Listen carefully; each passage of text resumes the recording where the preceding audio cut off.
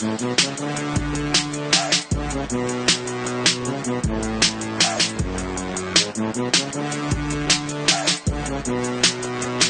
up, everybody, and welcome to Earnestly Podcast on October 2nd, 2019. Of course, this is going to be all, for the most part, an all NFL show, other than my shout-out later on the back end of the podcast.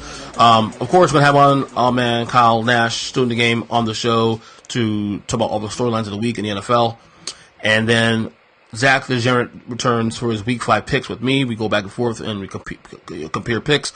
Right now, I am 2-0-2 for the year against Zach, and he is, unfortunately for him, 0-2-2. We tied this week 4. We went 8-7 on picks this week. And a lot of things to talk about this week. I want to open up the show here before we get to Kyle and Zach, discussing a couple things regarding this season. We're a quarter way in now, by the way.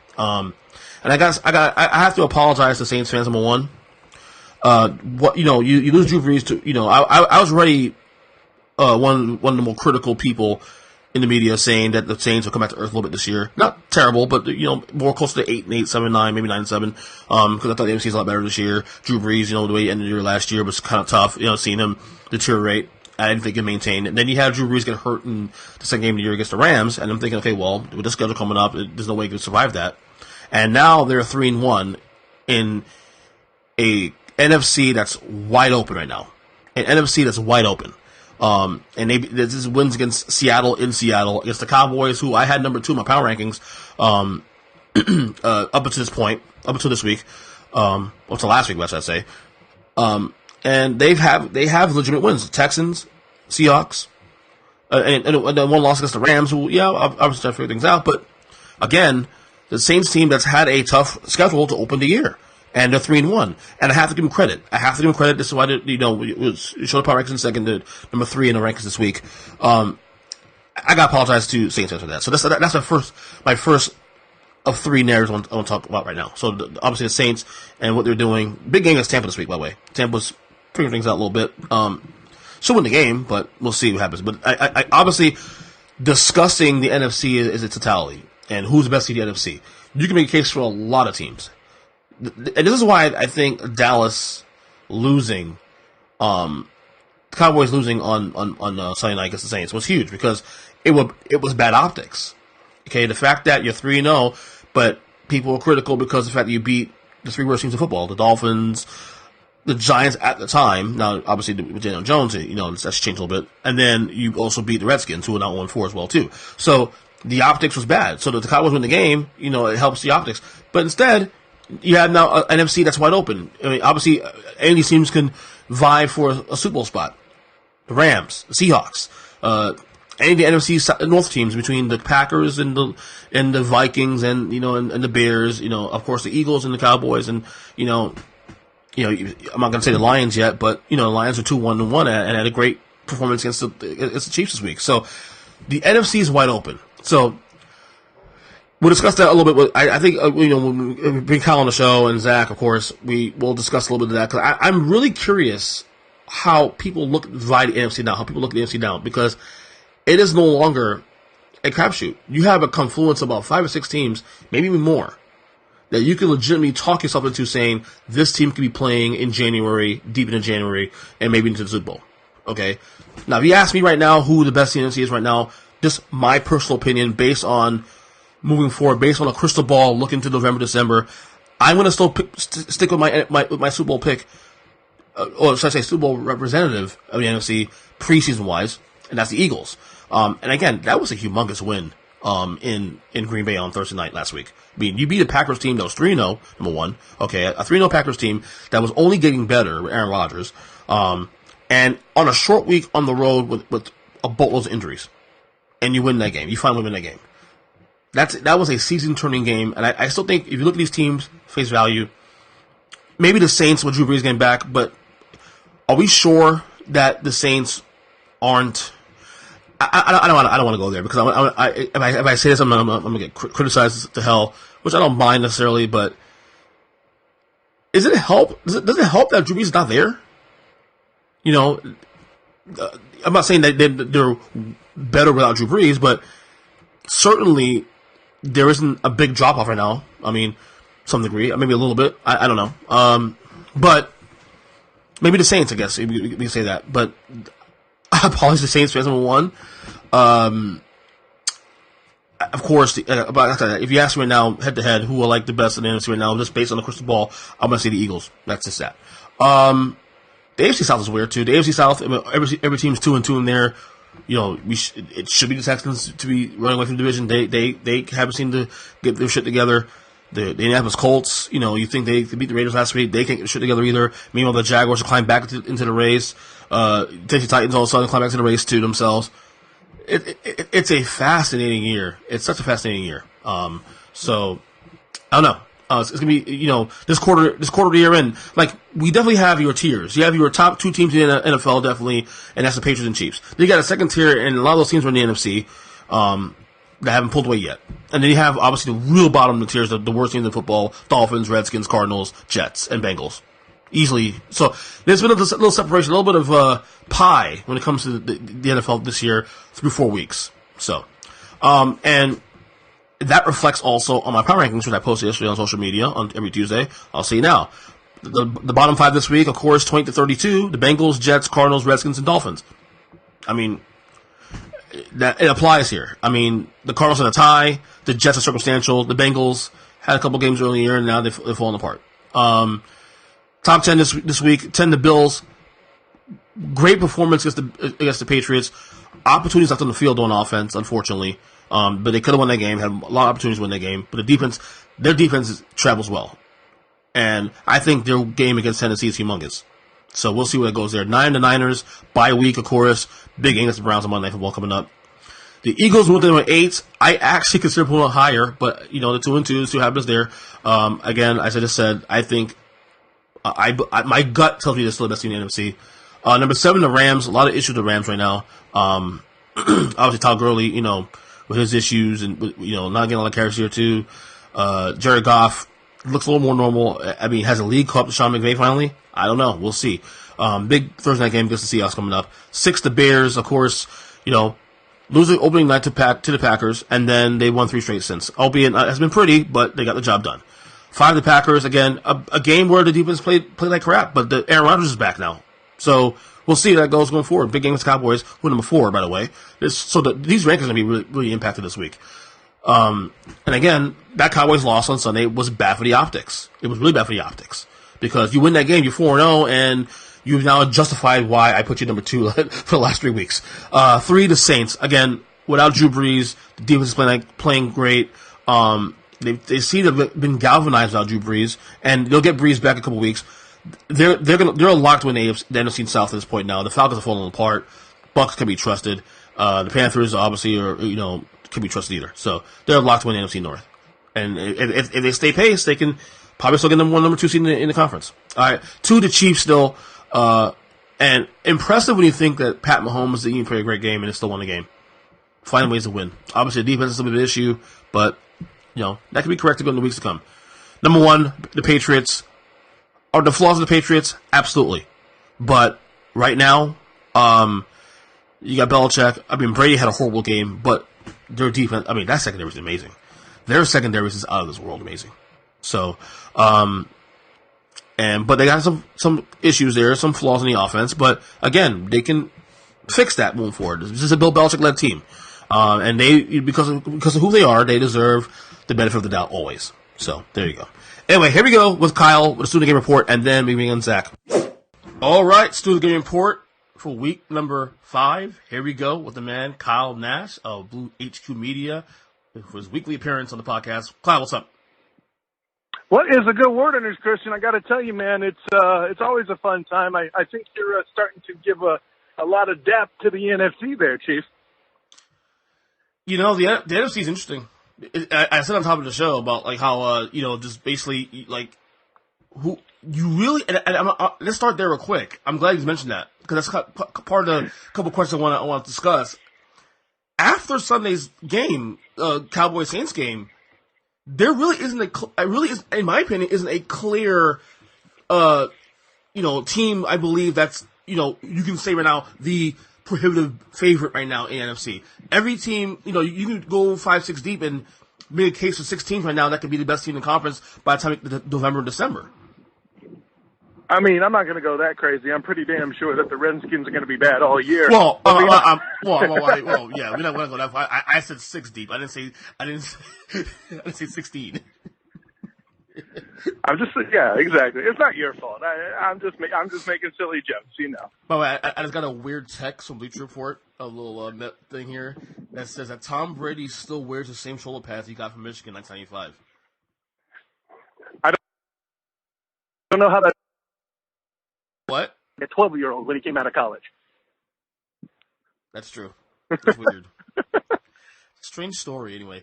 So that being said, let's kick off there. Who is right now, in your opinion, through 4 weeks, the best team in the NFC? In your opinion, the best team in the NFC. And then listen, you already addressed why it's a difficult question to prospect. I know you obviously think it's the Saints, and you're out of your bleeding gourd. But I'll say this, and you know, before all your brainless Facebook friends start chasing me like, oh, the Saints are the Bees, man, breathe. Okay, breathe. Y'all were ready for Teddy. I get it. And you're doing a good job. I get it. But let's just wait till, listen, this is stuff you and I both preach. And the fact that you're folding to peer pressure for the name of clickbait is something that I'm really disappointed in you. But we've both prognosticated already. You're referring to the rankings, right? Power rankings, which, as proud as you are of them, I got to tell you, definitely your worst outing this season, no question. It's crazy you said that because, I think right now that's the best one I've ever done in my entire life. You couldn't be more wrong, and that's okay. Listen, the nature of being connected by me is the whole reason you have me on the show, because you're a masochistic Patriots fan. I understand that. And it gets quiet. So in that case, I mean, it ain't your Niners, obviously. I'm sure you'll agree with that. No, let's not be dumb. They haven't really played anybody, and they had a game with 5 turnovers and still won because Ben Roethlisberger's hurt. I mean, what do you want me to tell you? You know, right? I'm not one of these Giants fans that wants to tell you Super Bowl now that Daniel Jones is a thing. I'm not one of these Browns fans that think they're great because they beat the Ravens. Settle down. I was saying I didn't go there. Oh wait, I'm a Pats fan. According to you, it doesn't matter. Giants doesn't apply to this conversation. But go ahead. So that being said, best team in the NFC is right now. Man, that's tough. I mean, because it's pretty safe to take. This can change. What's that? This can change, obviously, week to week. Sure. I mean, you can't say the Rams at this point. You can't say, excuse me, you can't say the Cowboys at this point. And you know, for all the joking I make, I can see how you're deceived into thinking the Saints as you do. I'm not prepared to say the fraud cons because they are in fact fraudulent. You know, it's hard for me to step away from the Eagles right now, and I know they haven't done great in terms of their record, but they have shown flashes and done things that they shouldn't have done. I mean, they do what an Eagles team does. Frankly, is they pull the fire alarm to save the orphanage, but they also started the fire in question. Very Andrew Luckish to finish the metaphor. But I mean, I know there's people out there. What do you mean the Eagles? Oh my God, you must be from Philly. No, shut your face. I'm talking about from top to bottom, where I have not only a quarterback I can believe in, and a fantastic roster, right? So, Bears, for example, great roster. Can't believe in that quarterback. The Vikings, love that roster. Can't believe in Cousins, like some morons that are within the sound of my voice did. And we'll get there in a second. It's on the part of the docket here. You like that? Sorry. But with the Eagles, I mean, listen, Wentz may not be your favorite guy, but he's doing his job. That's a fantastic roster. You don't have to like them, but they're all doing their jobs. It's not like they're a horrible team. They've won some games. They've gotten themselves out of jams. For right now, it's hard for me to phase off of them. As much as I like the Cowboys improving, they're not the best team in the NFC. As much as I like the Saints being ready for Teddy like they are. Listen, I love the seamless transition. I'm not ready to crown them yet. Everybody's giving them props for their defense. I don't quite see what I'd like to see before I'm ready to sign off on that yet. It could happen later. Okay, I'm going to shock you. Okay, I'm going to shock you real quick here. All right, number one, and it made it reflect on the rankings itself this week. But I 100% agree with you. 100% agree with you. The Eagles. On top of this, why I said that. The Eagles were I feel like if I'm looking through a glass and which team I feel more confident could be the last team standing, in the NFC. And, I mean, obviously there's some bias here too because I did pick the Eagles to go to the Super Bowl this year, for the record, okay? I still feel like right now, Philadelphia, when healthy, is the best team in the conference. I have not deviated from that. In fact, they came back into my rankings this week pretty quickly after beating Green Bay on Thursday night. So, I mean, that Packers win on Thursday, I think people are underrating how big that win was. On a short week, injury-riddled team against a team that's unbeaten and starting to play better week to week, beating the Packers on the road on Thursday Night Football, when you're 1-2 and it's pretty much a desperation game for you, that's a humongous win for that franchise. Well, let's put it this way. I'm with you 100% on that one. Look at the analysis when that game got done. Because no matter what, they're going to talk about Aaron Rodgers because he's Aaron Edward Rodgers. I get it. Or Aaron Charles Rodgers. Excuse me. Charles Rodgers, right? Get it right. Get the uncle. Well, say uncle. I'm older than he is. Yeah, listen. I mean, by the way, I'm still waiting on Dak Prescott's middle name. But, I guess he's not there yet. Dak Prescott. Prescott? Let's wait till the end of the year before we go. Yeah, he's not just from you. I'm just saying I'm waiting for the day where I get it because if he gets it, it would be a great story. And I'm not even a Cowboys fan, but I digress. But they tore Aaron Rodgers in the press apart. And I mean, the mainstream media is lame for reasons like this. That should have been a story about the Eagles' defense overcoming the injuries they did, and that was basically a blurb in the goddamn footnote. It's pathetic. But looking at the analysis of how Rodgers was torn apart, it tells everything you need to know. Mm-hmm. Yeah, I'm with you. Eagles, 100%. I'm with you. Like, obviously, a lot of football be played, things have to happen, but I mean, and every team in the NFC is flawed. Like every top team, like I said, the Rams are a mess. I mean, right now, and obviously, the Vikings were a mess to themselves, which is actually the next question we'll talk about: the Vikings and Kirk Cousins. I mean, they're 2-2. I mean, on one hand, you should say you shouldn't panic because they're still in the mix, but you and I agree that the Vikings, might have one of the 3 to 5 best rosters in all of football. And Kirk Cousins, and look, I was a Case Keenum guy in saying that they should have kept him when they went to the NFC title game 2 years ago. But I understood why they went to Kirk Cousins, and I figured with Kirk Cousins being middle-tier quarterback, you give him a roster that back to front is pretty much one of the top 5, as you just said, in the league. Surely you can get the job done. And he's the problem here now. I'm sorry, I have to laugh because the way you said it, it was just perfect. And here, let's be clear, right? People are cracking on Cousins, but I think they're just sick of talking about him after all these years of him being the same bleeding guy. Because is this not what we kill Jim Harbaugh for in college football, right? I mean, he wins the games he's supposed to, but he loses to Ohio State. Fire the bum. Forget about the fact he's good for 3 more years per year, 3 more wins per year than his predecessor. No, he needs to go. All right? The Vikings haven't improved with Kirk Cousins in the building. Fun fact, he's actually playing in the... So, yep. Have they beaten the Vikings yet in his tenure? I don't think so. But Christ, they seem to hit the Vikings when it's the perfect time to beat him, and he has no excuses to do so, and yet he doesn't.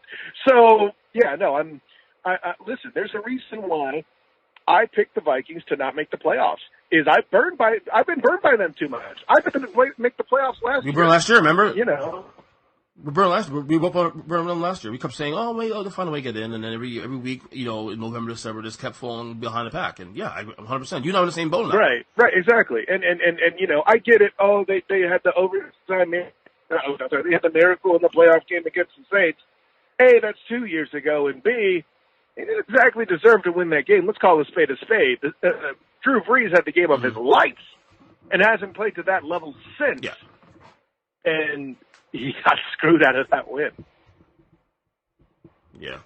I do feel like, though, moving off this real quick, that because it was still the NFC. We'll get the AFC in a second. I feel like that Cowboys loss on Sunday against New Orleans, from an optics point of view, yeah, the 3-1, we get that. And that's not going to change. You win your games, going to win. The schedule's the schedule. Right. But from the optics point of view, and I got a lot of criticism the last couple of weeks. You ever one of the people criticizing me on this because people said I had him ranked too high, number 2 ahead of Kansas City, or 2Bs. I explained to you, whatever. And here it is, a game that, okay, you win that game. Granted, without Drew Brees, you win that game on the road in the Superdome in an environment that's one of the top 3 places, hardest places to play in the league. You sort of justify your position, and then you fail. Well, so first from of an all, optics point of view, that's a bad loss to the Cowboys. Yeah, exactly. And first of all, don't knock all of us because you're a bad analyst. That's not fair. So I'm not an analyst, but I'm an opinionist. Come on now. And it shows, right? The film, no. Yeah, yes. You keep saying I can go back on my word always. I can always change my opinion on this one.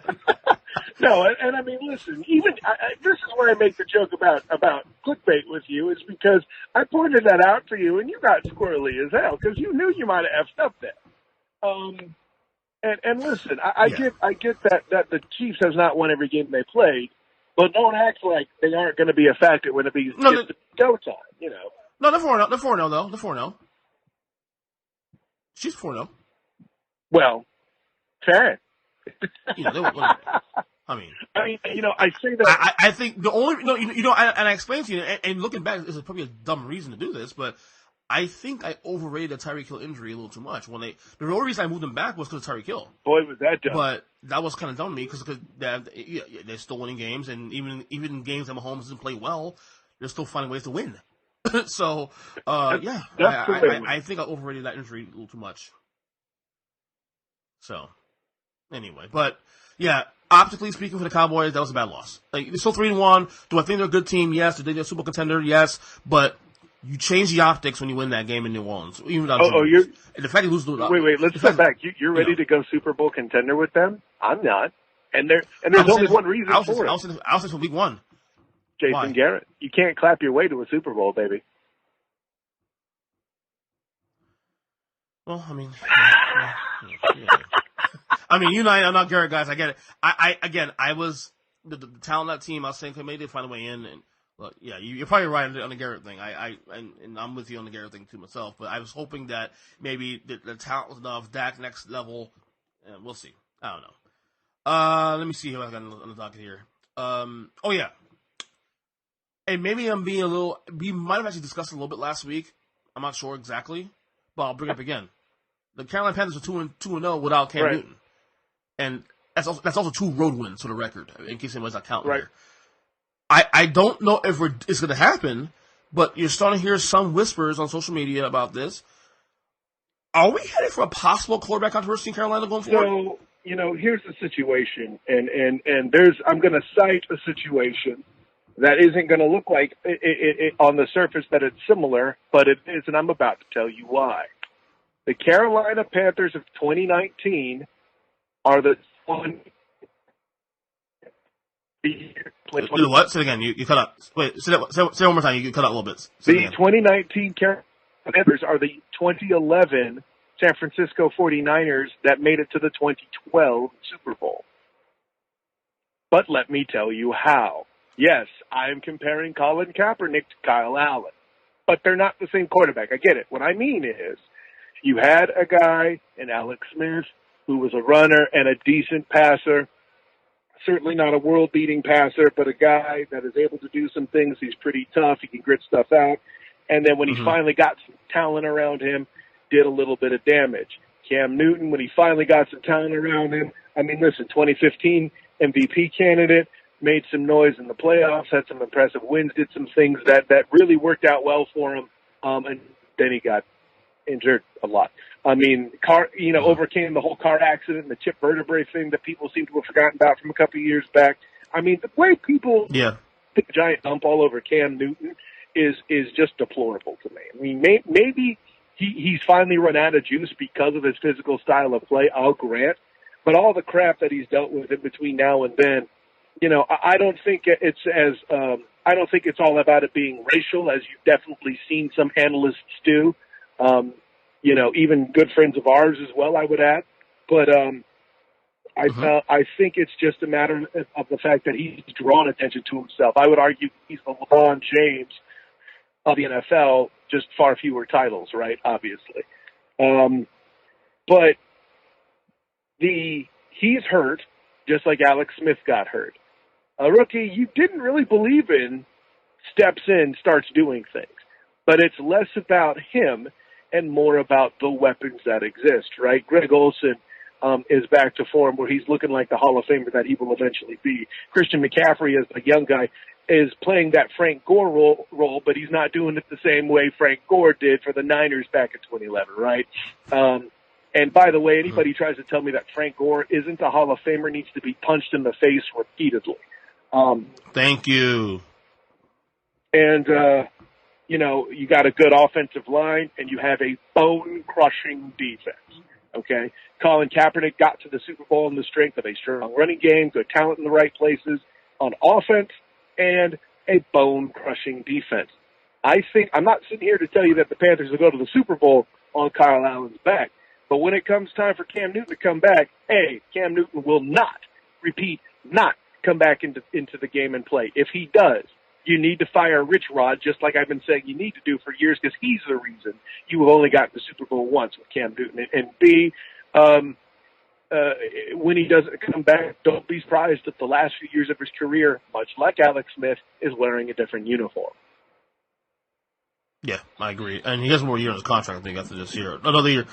2 years of his contract, I believe. Real quick, not to get on nerd on you, you were off by 1 year with the comparison. It was 2012 season, 2013 Super Bowl. Because 2011, 2012. The reason I know that because. But I'll let it no. slide The reason you why, have the computer in front of you. No, only that. No. This is for me. I know why, because who won that year? I'm not talking about. That's why I know it so well. What, the Ravens? The Giants. 2011-12 was actually the Giants winning the Super Bowl. That was Eli's number 2. Well, sure. Hey, let me get this one, man. Please. I did. That's why I said sure. I'm like, anyways. No, but right. No, but you're in the ballpark. It's okay. You're in the ballpark. No big deal. It's been fucking 8 years. I know, right? Everything. Well, no, I like. It's pretty bad because the Giants have done shit since hitting up then. my Facebook page, like Drew Glucove. Oh, you went the wrong year.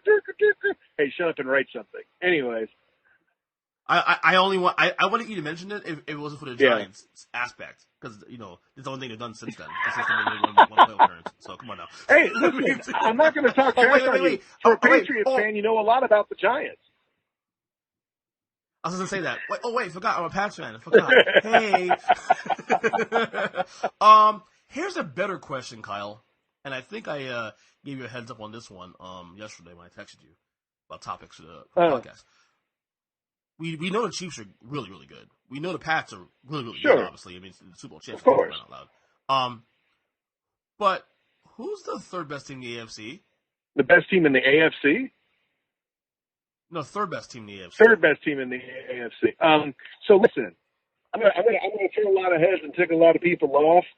I still got the Ravens. Okay. I don't care that they lost to the Browns the other night. That's a division rivalry. As happens, right? When it comes to division rivalry in the AFC North, games are won by quarterbacks like Byron Leftwich and Charlie Batch started. Okay. You never know what you're going to talking about a box of chocolate, folks, okay? If you can make a case for another team, so be it. I would give Jacoby Brissett and company consideration, but they did not look so hot against the Raiders, okay? Give me a break. And I don't know. Give me a better option, because I'm not on Buffalo, and it's less about the fact that they lost to the Patriots. It's the fact that they did so because in the big-time moment playing the Patriots, your quarterback threw how many interceptions? Stop it. And that was even before he got taken out. I'm not going to say you're wrong, because I think you can make a case. Because I feel like any... No. Let me tell you why. Because I feel like any team you mention right now in this prism, right this second, is a default move.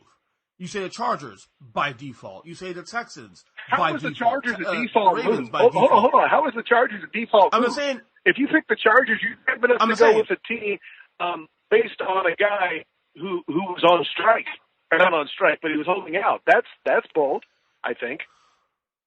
Yeah, but what I'm saying is that these teams, I'm saying, are... These teams are a default move. You say the Chargers by default. You say the Texans by default. I'm just saying... If you pick the Chargers, you're good enough to go with a team based on a guy who was on strike. Or not on strike, but he was holding out. That's bold, I think. Yeah, but I'm saying is that untrustworthy. They're not even in the ball. Like, they're not even in the conversation right now of even being with KC and New England. Last year, you could have said that. Last year, you could talk yourself saying, okay, the Chargers might be able to beat the Pats finally last year or whatever, or another team. Even the Texans, to some degree, we could have said that maybe last year. These teams right now, Texans could have pulled away from the division this past Sunday. They didn't do that. They lost to Kyle Allen, all right? You know what I mean? The Chargers lost some tough games early in the year. Ravens, after starting 2-0, come back to the pack now. The Browns started slow. We see how things go going forward.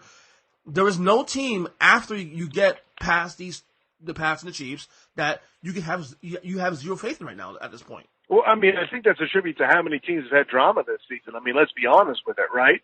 With the Texans, they acquired a lot of new talent that they had to bake into things to improve it. And there was a share of drama there because people keep talking about Bill O'Brien needing to be fired in Houston because I guess they're morons. Let's not get started with literally any team in the AFC South had some sort of BS going on, bro. It's absolutely stupid, okay? And I'm not even, And it reflects, Kyle, that every team right now in the AFC South is 2-2 right now, as we speak.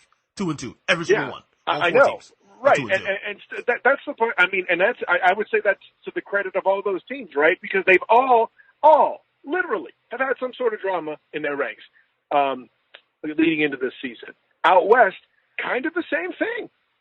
Other than, of course, well, hell, even the Chiefs had it with Hill, I guess. But they got Patrick Mahomes, so that doesn't count. But, Gordon holding out. The equalizer. Exactly. The equalizer. Patrick Mahomes is the equalizer. Exactly. What is it? Gordon holding out. Getting Flacco at quarterback. That's going to hold back any franchise. I mean, I'll tell you what, Denver is they're not a bet on for a team. They could be easily 2-2 right now. I could see the argument. The Bears lost. The Bears lost number one. Lost against Jacksonville this past Sunday. They could win those games easily. And then, of course, let's be clear about the Raiders being the issues. And by the way, listen, don't give somebody a pass because Uncle Rico beat them playing at quarterback. Okay, that's some bull. Yeah. I know that. I'm not buying that whole hype. I don't even get it. Hey, you leave Uncle Rico alone, you son of a bitch. I was not curse, but then you tried to talk I'm not that touching fresh. it, bro. You leave Uncle Rico alone. I will end you. This feels like Jeremy Lin from 2012-ish, and then he loses to a real team, and then he falls off the face of the earth. We'll see. Let's see by week 8, week 9, if he still exists. Is it still a thing? And then I'll buy it. First of all, you hater ass, Please. Stop talking negatively about the disease that was known as Linfluent. A. B. You need to get some Tebow juice because that won a playoff game. Well, Tim Tebow had the hand of God, man. Come on now. I mean, what are we going to do? Well, I can't Gardner Minshew. Have you not seen this guy? Anyway. This is not Tim Tebow, that's why. I mean, Tim Tebow's a model American. True. Tim Tebow's a model American who had his hair cut like Friar Tuck for a hazing. I get it. But Gardner Minshew definitely has that Jesus mustache. Oh boy. Let's see. Week 8, week 9. Check in week 8, week 9. The Jaguars are, actually leading the division because they could right now at this point because the whole thing is 2-2. It's a clusterfuck right now. We'll see what happens there. Christian, do you know what divine intervention is? I only apply to Tim Tebow. That's it. And Russell Wilson. It's when God comes down from heaven to stop these mother-loving bullets. That's what it is. Again, week 9, we'll check in and see how Mr. Minshew's Fine. doing. All right. Last thing to let you go. I know the Jaguars are close proximity for you. I get it. No, I you're actually. closer to hype than I am. That's why I don't want to. We're 2 hours away. 2 hours, right? Jacksonville 2 hours. Well, Jacksonville's. I mean, it's 2 or 3 hours, but again, it's not about the proximity. I really just love the Uncle Rico hype, man. I work in an IT department. Napoleon Dynamite's a big deal for us. Anyway, last thing to let you go. Vontaze Burfict suspended for the rest of the year for that nasty hit on Jack Doyle on Sunday. Where did you stand on that? 100% correct, except for one aspect. If I were presiding over the league, that player would be ejected for life. This ain't new for this guy. And I have a special place in my heart, or rather a special hate in my heart, for people who go after guys when they're on the ground. And this happened a while back where some corner, I think it was 2011, some corner went after Matt Stafford when he was on the ground and got his ticket punched because he tried to hit a quarterback, and his plan didn't go so high because he forgot that quarterback was bigger than him. And when he got punked, he couldn't take it, and him while I was on the ground. When it comes to punks, Vontaze Burfict is that. And maybe part of it's my problem because when he was a rookie, he was a good story. I was hyping him up as a guy who was trying to bounce back and make something of his life, and he actually ended up turning out to be, other than perhaps Cortland Finnegan, the dirtiest player I've witnessed as a cover man. Again, if it were up to me, he would be banned from the NFL for life. Full stop. Did you see the from the NFLPA the quote when they made the decision and what they said? The actual quote. I mean, it was pretty bold. Oh yes, give John Runyon credit. Yeah. I mean, I know O-linemen are supposed to be stupid, but he nailed it. I basically it focused on the repeat offense concept, which, I mean, that can't be argued. I mean, I know there's stuff out there. Well, did you see afterward? We're like, Boyle went over and dapped him and gave him props afterwards. I don't give a damn. Vontaze Burfict went after a guy while he was on the ground, and the way listen, that's how guys get killed, literally. Yeah, I agree. Anyway, Kyle, it was fun. Anything you want to promote? Yeah, you totally set me up to go off on that question. I see what you did there, Captain Clickbait. I love you too, buddy. It's the same. It's a shame Clickbait doesn't start with J because I totally would call you Ernest Clickbait Christian. Oh well, so such is not the case. I'll just have to get more creative. Of course, man. Listen, still covering the UCF Knights.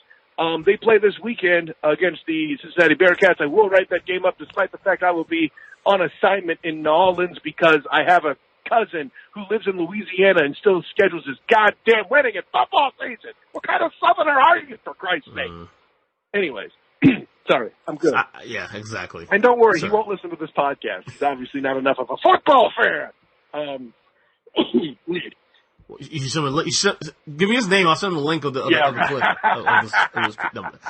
Anyways, no, I've already given him and the bride a hard time, and so they're well initiated of my stance, and they're still okay with it. Anyways, of course, you can check out my stuff on UCF with sportsmediapass.com. I'm doing the beat writing there for the UCF Knights, and also my podcast, Night Clash, is a thing. By the way, not this week, but the week following, Ernest Christian, when the Knights aim to play the East Carolina Pirates, I bet you know who I'm going to have on that show.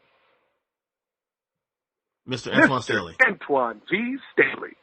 And as much of a UCF hater he is, we're going to figure out who in the Central Florida area hurt Antoine Staley so intimately for him to hate the Knights so much, man. It's very sad. But listen, definitely going to be some intervention on that episode of Night Class. He definitely trolls you on social media. That's for damn sure. He definitely trolls you. Anyway, no, you didn't see the worst of it. Like, when I started seeing him retweet the Pitt Panthers, I'm like, it's been 2.5 years since he's been doing stuff. Now you want to tweet things? And then I remember just tied the Gators. I guess he was part of the conspiracy to have them, duck UCF from the Peach Bowl last year. But I digress. Anyways, what? Oh, sorry. Right. I'm promoting things. What? What? Yeah. Of course, I'll be covering the Magic for oldschool101.com this season. Check out my Facebook page and actually the Captain and Company in the Morning Facebook page, the longest running internet morning show in the state of Florida. You'll definitely find some pictures from Magic Media Day there. I'm a basketball analyst now.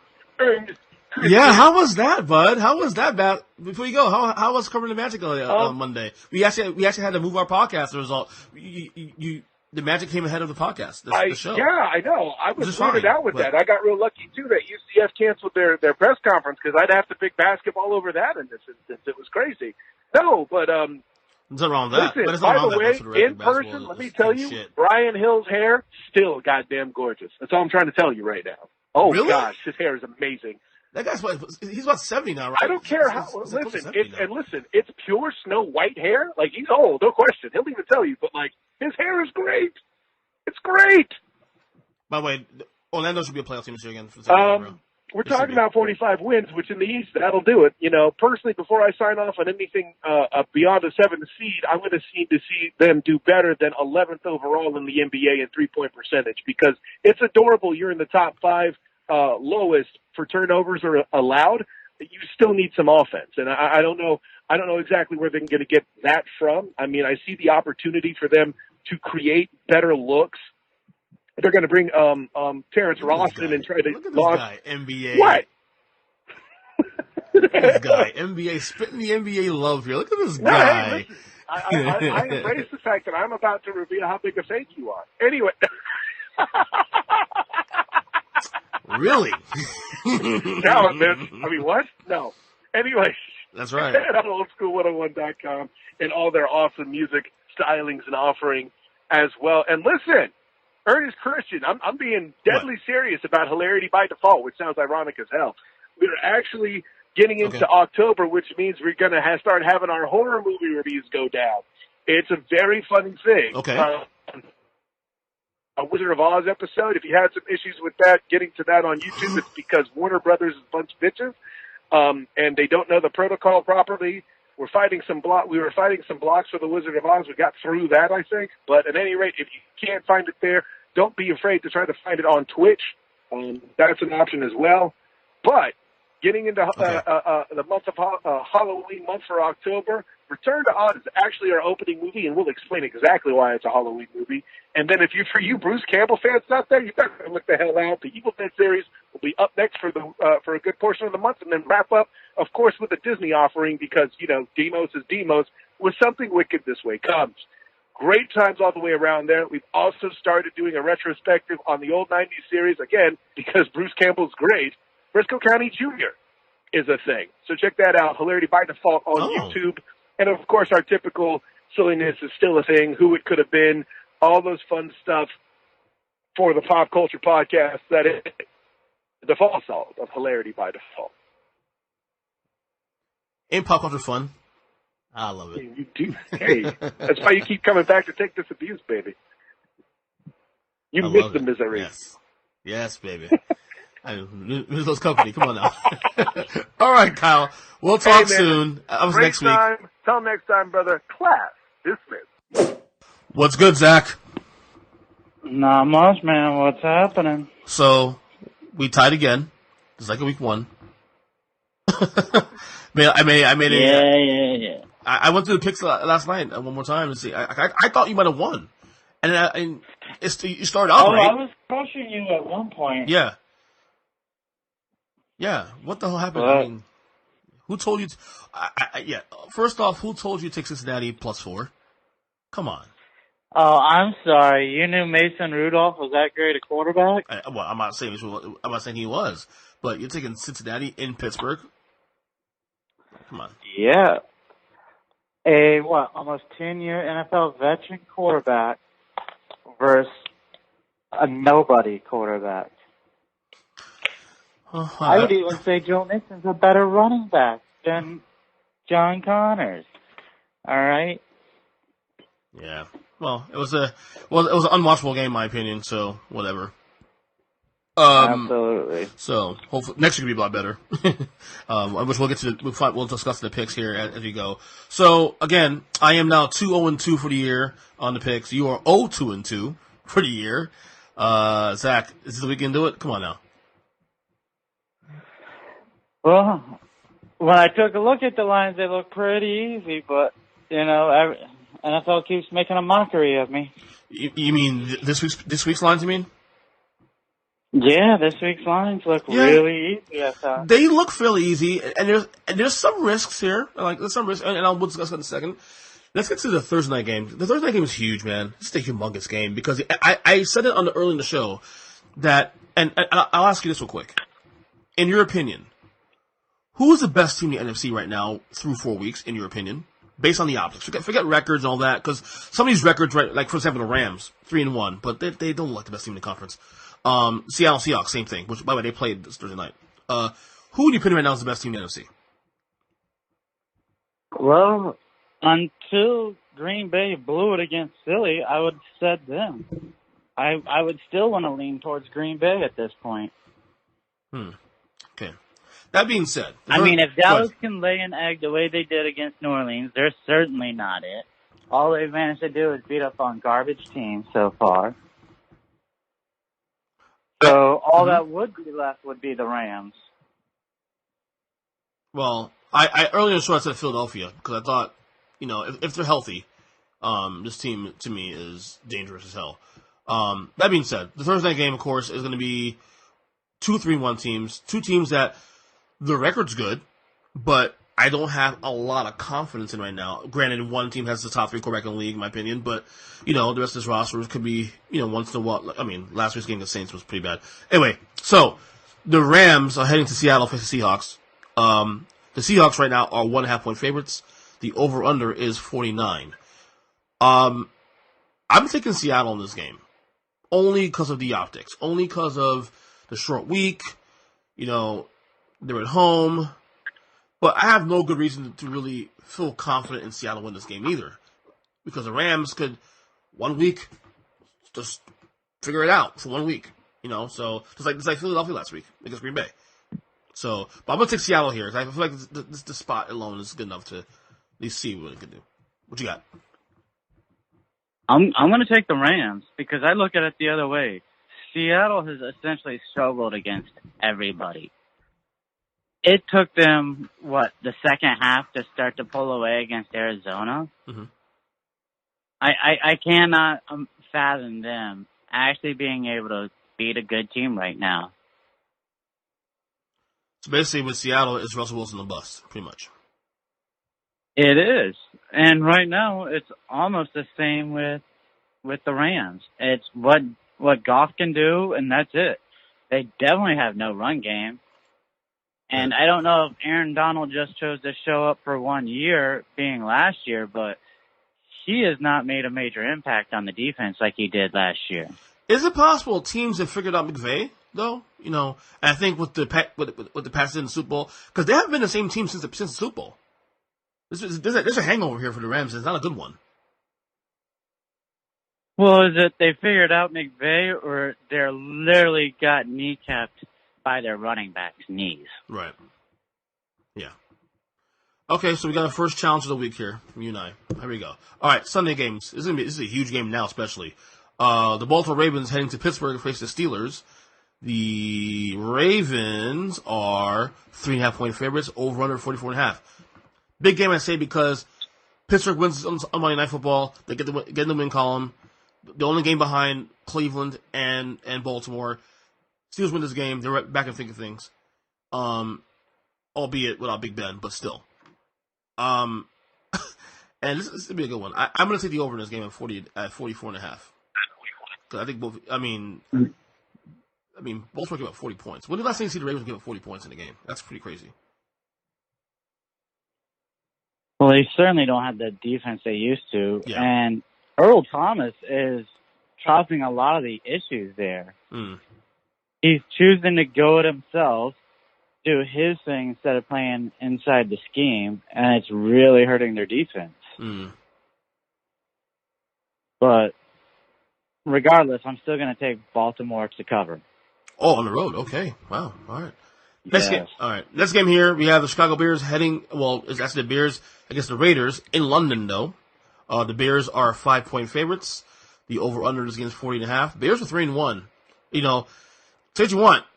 Trubisky's, probably going to be out for a couple weeks, which could be a good thing. I mean, to be honest with you, who knows? But the Bears, after losing the first game of the year against Green Bay, they find a way to be 3-1 on top of the division with Green Bay. And the Raiders won a huge game against Indianapolis last week. I kind of saw that coming to some degree, at least in terms of gambling. That's a basketball. Really? I didn't hear you calling for the Raiders to win the game. No, I went the over. I stayed away from the game. Oh, okay. So you didn't even take the Raiders plus the point. No. Yet you saw them winning. No. I wanted not winning. Not winning. I saw them losing. Actually, I saw that game being a scary game to pick the Colts on the points, which is why I went with the over instead. That's what I'm trying to say. Yeah, okay, that's better. Yeah, that's what I meant. I should clarify myself, Zachary. Sorry about that. That being said, I'm taking the under. Well, when you say I could see him winning, and then you backtrack, I'm just saying. Well, winning to me is the point spread. Fuck the game itself. Don't want the point spreads here, man. I don't give a shit about straight up anymore. Unless it's the Giants, of course. That being said, I'm taking the under in this game in Bears and Raiders. 40.5 is the under. What you got? I want to take the Bears to cover. I would think that their offense is going to be a little better in the short term, having Chase Daniels at quarterback, just on a confidence level. Mm-hmm. Are we sure? And also just, are we sure? I really just hope to see John Gruden look like an idiot. Are we sure Chase Daniels isn't better than Trubisky right now? I mean, are we sure of that? I mean, they looked pretty good with him in quarterback last week. They didn't look pretty good. Come on now. It looked okay. How many points did they score with them? But they're playing a division rival top tier defense. Let's be real. But I feel like they don't play decent last week. Well, I think they did away with a lot of their little gimmick plays. Right. More trust. Whether or not he's a better quarterback, I don't think he's a better quarterback. You can't spend this many years in the league and now be considered a better quarterback than Trubisky. Even in his short career, he is still better than Chase Daniels. I blame the play calling as far as the two quarterbacks. All right. Next game here we have the Arizona. Oh, that's the worst game of the year so far. Arizona Cardinals heading to Cincinnati to face the Bengals. The Bengals are right now 3.5 point favorites. The over/under is 47.5. Zachary, where are you going in this game? This one was tough, but I feel like Arizona might have a little heart in them, and they'll be able to win the game. So I'll take them with the points. Part of me felt that way, but these teams are both really bad. So I'm going to take the over in this game. I can see a high-scoring game coming here. 47.5. The over? 47.5. Cincinnati's down to like 2 wide receivers. Who cares? On their roster They'll score some points. Arizona has a horrible defense, though. Come on now. So. Yeah, that's true. So, over. When in doubt with two bad teams, go with the over. You'll get a shootout. Sometimes these games end up being the most entertaining games of the weekend. Sometimes. All right. Next game here we have the Jacksonville Jaguars heading to Carolina to face the Panthers. The Panthers are 3.5 point favorites. The over/under is 41. I'm going to go Jaguars on the points here. All right, so am I. Oh. I'm starting to fall for this little Gardner Minshew dude. I'm waiting. I'm holding out to week 9 because I was telling Kyle earlier in the podcast that this feels like Jeremy Lin in 2012, and then when he starts playing real teams, he just falls apart. Did he fall apart, or did another guy named Mello get back on the court? A little of both, maybe. Yeah, I think it was a lot of Mello being on the court. It's possible. It's very possible. And I'm one not to really bet, like, if a spread is like around 3 to 4 points, like 3.5 especially, I tend to get very weird about betting the underdogs. But I feel like this is going to be like a 1 point game. I don't know. This is going to be a tight game. So, yeah, give me the Jags and the points here. All right, next game here we have the Minnesota Vikings and New York face the Giants. The Vikings are 2-2. They need a win more than life itself. The 5.5 point favorites. The over/under in this game is, I can see it right here. My screen's blocking it. 44.5 is the over/under. Yeah, 44.5 is the over/under. Zachary, how do you feel about this game? And my G-men, they're 2-2 now. They just slaughtered your team last week. Yeah, and I blame that on making that quarterback switch during the game. That was just a terrible decision, again, on the coach's part, but, you know, he's trying to save his job for a couple more weeks. He still has a job right now, currently, which is kind of, yeah. You know. I know, it's about 60 games too late, but hey. 60 games too late. Anyway, what'd you bet in this game? I'm going to take the over in the game. Just for the simple fact, the Giants' defense up until the Redskins game has been atrocious. And I would expect Minnesota's offense to break out. And I'd also expect New York to be able to score at least 2 touchdowns. I'll take the over. I'm taking the Vikings here, man. This is a desperate game. Giants defense is so bad. Kirk Cousins has no excuse to not have a huge game. He has no excuse. If Kirk Cousins has a bad game, then I don't know what to tell you. But these are the games he shines. That's what I'm saying. A 1:00 Sunday afternoon game against a garbage team. These are the games he was made for. Yeah, he does well in these 1:00 sessions with like 10 games going on. You can hide him. Exactly. Right? Exactly, man. It's crazy. All right. The next game here we have the New England Patriots playing against your boys, the Redskins. In Washington, the Patriots right now are 15.5-point favorites. The over-under is 43. Zach, I'm going to shock you. I'm taking the Redskins in the points. Good Lord. You didn't learn anything from my team last week? Make this line 25.5, okay? And then maybe you can Apparently, you didn't learn your lesson with the Jet game a couple weeks ago when they played the Jets and they were 22.5-point favorites and they couldn't even cover it against the fucking Jets. Come on now. Oh, you mean when the Jets back-ended on that spread at the very last second? Yeah, you don't think the Skins could back end a late touchdown? I'm not saying it won't be I know my Redskins can't. My Redskins don't have that kind of defense. All right. So you're taking the defensive cover, aren't you? Oh, yes. Yeah, you're a glutton for punishment. What can I tell you? All right, the New York Jets. Speaking of the Jets, they also head on the road to Philadelphia to face the Eagles. This is the other big spread of the week. The Eagles are 13.5-point favorites. The over/under is 44. I am taking the Eagles to cover all of this and then some. Wow, you can take the Eagles minus 13.5 against the Jets, but not the 15.5 for the Patriots. Yeah, pretty much. Eagles are at home. Pats on the road. The Eagles will slow. The Jets are terrible, dude. The Jets are terrible. Exactly. That's why I'm taking the Eagles. I'm not afraid of point spreads. Yeah, I'm taking Eagles too. So what are we arguing about right now? I'm taking Eagles too. Seriously. You know Bill Belichick teams, man. You think they'll cover a spread like as big as it is, and they won't ever do it. Come on, man. I don't trust the Patriots on the point spreads. Come on now. All right, you better not bet the Pats when they're playing competition when the spread's a lot like around 7-8 points to cover. Honestly.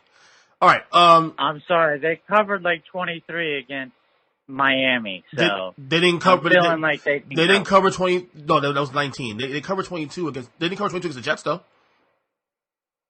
At home. Again. Just saying. Did their defense give up a touchdown to the Jets offense? No. Okay. So, anyway, okay. Next game here. The surprising, well, not to me, because I said they'd go over 6.5 this year, and you said I was wrong. The Tampa Bay Buccaneers, 2-2, heading to New Orleans, face the Saints. This is actually a good game here. The Saints right now are 3.5-point favorites. The over/under is 47. Zach, where are you going on this one? I'll take the over. I should have enough confidence after watching what they did against Dallas. But they play fluky games at times, so I'll just take the over. And historically, Tampa gives them issues. Tampa plays well in New Orleans. I don't know what it is. For the last 5-6 years, Tampa plays well in New Orleans. So, that being said, I'm taking the under. Ooh, the under. Like the under 47. Yeah, 47. Right. All right, next one here. We have the Atlanta Falcons. I almost said Atlanta Braves because of playoffs. Atlanta Falcons heading to Houston to face the Texans. Oh, my God. These two teams are desperate for wins. More so Atlanta, but, the Texans are 5-point favorites right now. Falcons are in trouble, dude. 1-3. Should be 0-4, honestly. I feel the game they should have won that game, honestly. Houston, can't trust them. I'm taking Atlanta on +5. I don't give a shit. I'm done with Houston trying to take Houston to cover spreads. They can't cover for single lives. I'm taking Atlanta +5. And watch Houston win this game and win this by 10 points. Watch. But I'm taking Atlanta anyway, +5. Yeah, I'm right there with you. Unless I start to see Houston blowing out teams on a weekly basis, I can't trust them either. But I will say this. I hope this is the World Series matchup. Oh, yeah. And so Braves and the Astros? So I actually chose to take the over. At 40.5. Okay. Yeah. All right. Next one here. The Buffalo Bills heading to Tennessee, face the Titans.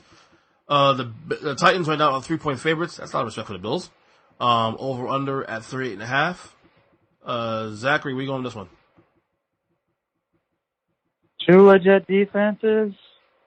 If Buffalo can shut down New England, they can certainly shut down the Titans. I'm going to take the under in the game.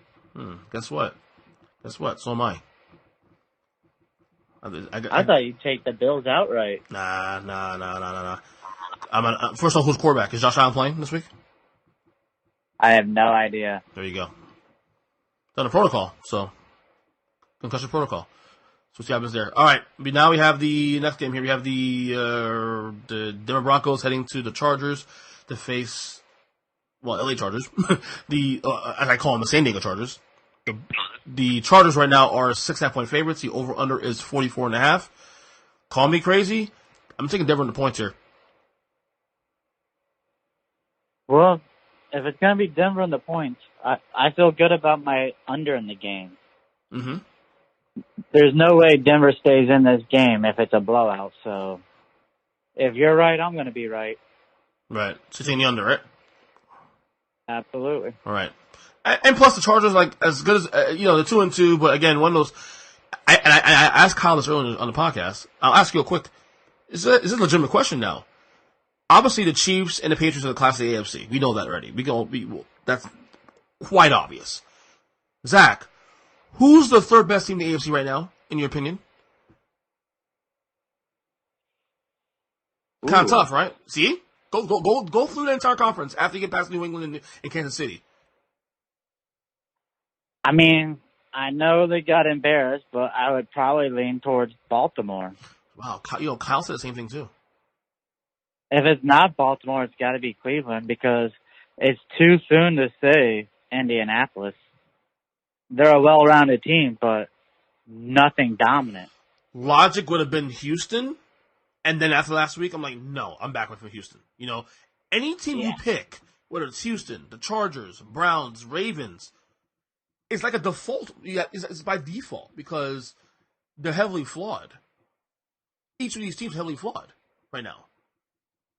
And each of these teams, right now, will do nothing against the Chiefs or the Patriots. Last year, you could have said that. Last year, you could talk yourself into saying the Chargers could probably beat either the Chiefs or the Patriots, or maybe even the Texans to some degree, or maybe another team. This year, you cannot do that. No, and a really scary thought might be that you could actually even include the Bills in there. I understand they just lost to New England, but had their quarterback stayed in the game the whole game, you would have been concerned that he could have brought them back. I'll tell you what, if they look, I know it's Tennessee, but if they win a road game in Tennessee, you can have that conversation going forward a little bit. I will say that. Oh, yes. But they got to win this game in Tennessee. I'll say it right now. It's a must-win for the Bills this week in Tennessee. I'll put it out there. Because if you want me taken seriously, because you're not winning the AFC East. Let's just call it what it is. There's zero chance winning the AFC East unless Tom Brady gets murdered. Okay? Hate to say it. But it's a must-win if, Josh Allen starts at quarterback. If you have the backup in, it's a little different on where they stand as a team right now versus everybody else. Right. My point is, you have all these teams you mentioned. Because now we're talking about wild card. Because if you're not winning the AFC East, the only way you get is a wild card. And all the teams I mentioned, look at the entire AFC South. Every team's 2-2. Chargers 2-2 right now. Browns 2-2. Ravens 2-2. If you want to be taken seriously as a wild card team, and not just like a 6 seed on week 17 getting in by getting help from Andy Dalton. I'm talking about you legitimately getting as a wild card on your own merits. These are the games you have to win. So you're 3-1. You lost to the Patriots, albeit it was a close game, whatever. These games were important. That's why the Bengals. That's why I told everybody last 2 weeks ago that Bengals win's important for the Bills because these are the games that legitimizes you. So absolutely. So there we go. All right. So the big one at 4 o'clock, 4:25, whatever you want to call it. The Green Bay Packers heading to Dallas to face the Cowboys. This is a humongous game. It's probably the game of the week, I think. The Cowboys right now are 3.5-point favorites. The over/under is 46.5. Zach, where you going on this one? I'm going with Green Bay because of that half a point. That's an Aaron Rodgers special. It really is. And I almost did the same thing too. But I'm going to take the over in this game. I'm going to take it. I see a fairly high scoring game here. I think after last week, the Packers offense is finally starting to figure it out. Cowboys can move the ball, obviously. Packers defense is a little overrated last week. At least a run defense. I can see this being. I can see, and if that's the case, Zeke is going to own this fucking defense. But I'm going to go over in this one. I can see a pretty high scoring game here, honestly. By the way, huge game in the NFC too. Same situation like the Bills. You're the Cowboys or the Packers, and obviously, you want to be taken seriously. This is what you got to do. You have to win these games.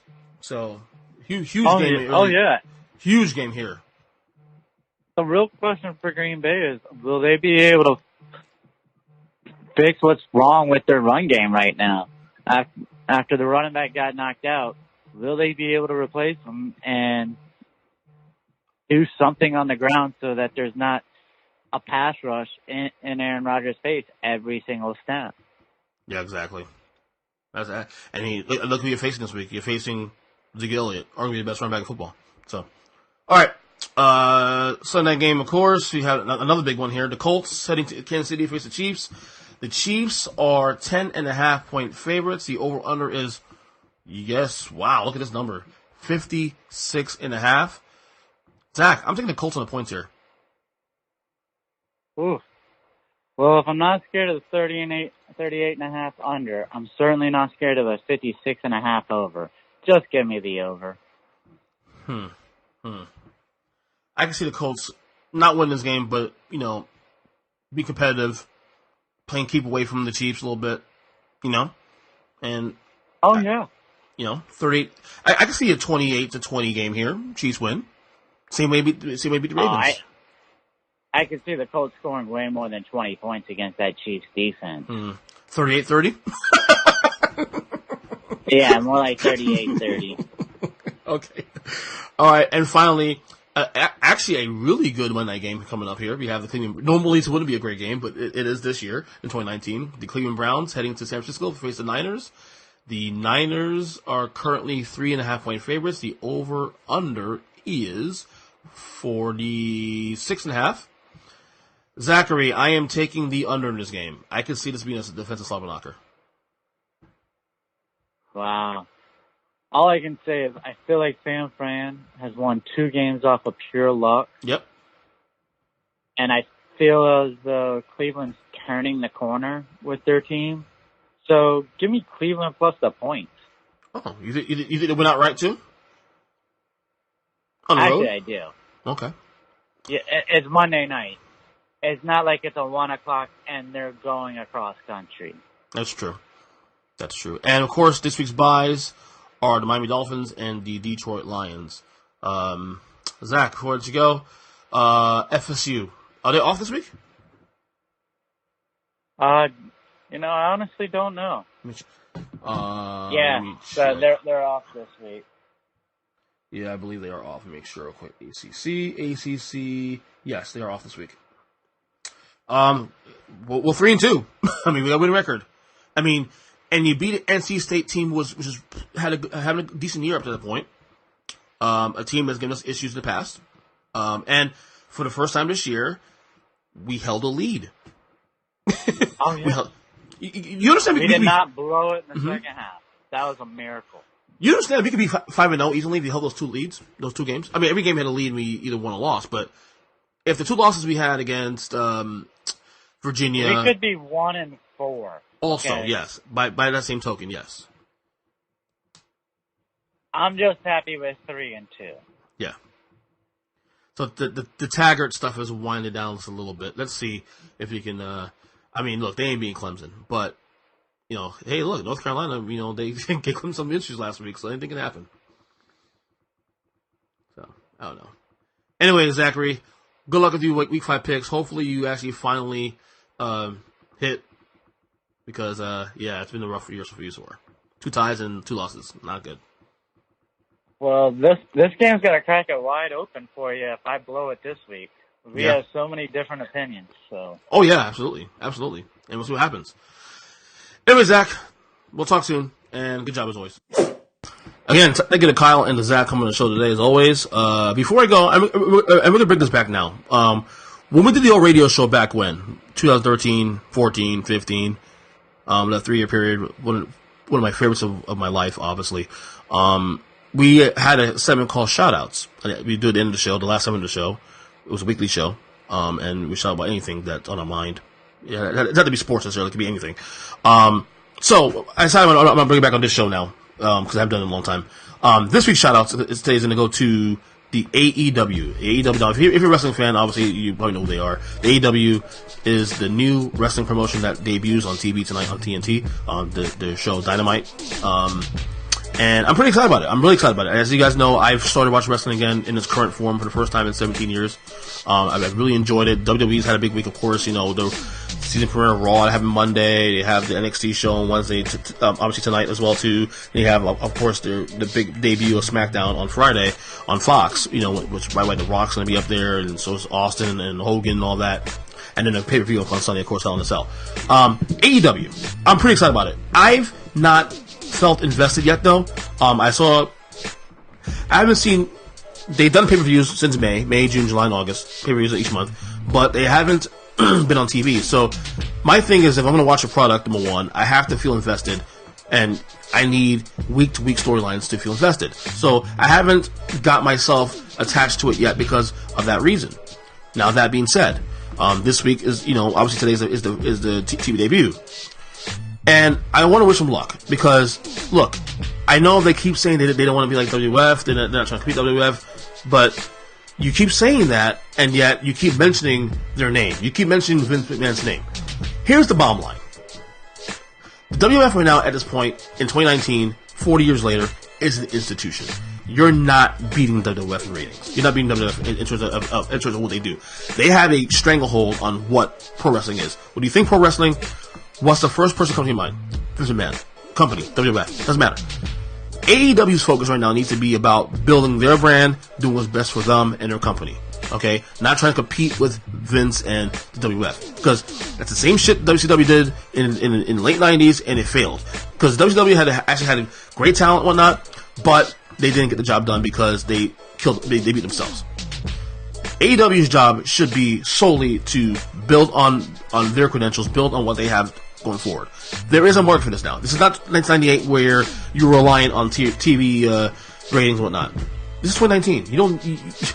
I think the ratings thing is actually kind of overrated because a lot of people like myself doesn't watch these shows live. I may not even watch the show live because between 8 and 10 o'clock, I'm putting my kids to bed, eating dinner with my wife and whatnot. So I may not even watch the show live. So on demand is going to be a big part of this too. Social media also is going to be part of this also too. So AEW needs to focus on just building AEW, not mentioning WWF and Vince and making it a competition. You say it's not a competition, but you keep bringing it up. You know what I'm saying? So that being said, I wish AEW best of luck. I'll be watching. Hopefully, I'll be invested enough because WWF right now is saturated the market now. They got 3 brands now. They a week: Monday, Wednesday, Friday. Whereas Raw Monday, NXT Wednesday, SmackDown Friday. So AEW has work to do. So because AEW had a lot of momentum in the last couple months, and then it seems like the last month and a half, WWF has pretty much just saturated the news place now. Whereas it's almost easy to forget that AEW is debuting tonight because of all the things that WWF is doing now, whether it's altering the products, moving to Fox, everything else is going on in between. So AEW, wish them best of luck, and hopefully they, kill it tonight and move on forward. And by the way, people are going to talk about ratings, what rating they got this week. Shouldn't matter. I don't expect them to get a million plus rating. If they get close to a million, it'd be great. You need to sustain moving forward. So that's it. That's my shout for today. We're back on, I believe, Friday's next possibly going to do. So until then, love you guys. Next episode, and see ya.